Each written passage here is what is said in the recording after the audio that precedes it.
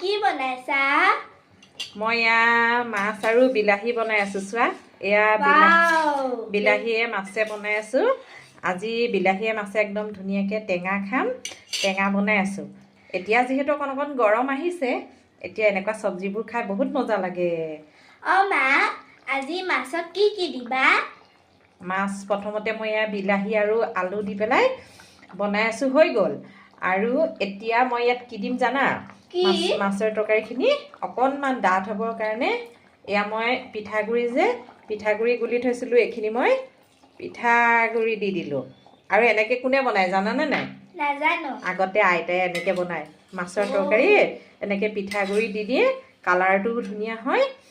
আৰু কি হয়, মাছৰ তৰকাৰীটো অকণমান ডাঠ হয়। আৰু ইয়াত কি দিম এতিয়া কোৱাচোন? দেখুৱা কি দিবা? এইটো হৈছে তেতেলী। আৰু মই অকণমান ইয়াতে তেতেলী টেঙা দি দিম। তেতেলী টেঙা দিলে কি হয় কোৱাচোন? চব্জিটো অকণ টেষ্ট হ'ব। টেঙা টেঙা টেষ্ট হয় নহয়।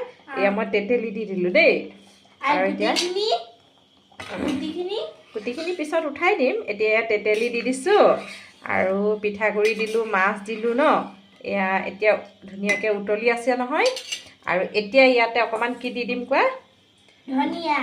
ধনিয়া পাত। এয়া চোৱা ধুনীয়াকৈ ধুনীয়া লাগিছে। ধনিয়া পাত দি দিলোঁ। আৰু লগতে দি দিম ধুনীয়াকৈ দুটা কেঁচা জলকীয়া। এয়া কেঁচা জলকীয়া দি দিছোঁ। এতিয়া তুমি মাছৰ তৰকাৰী কেনেকৈ বনাই দেখিলা?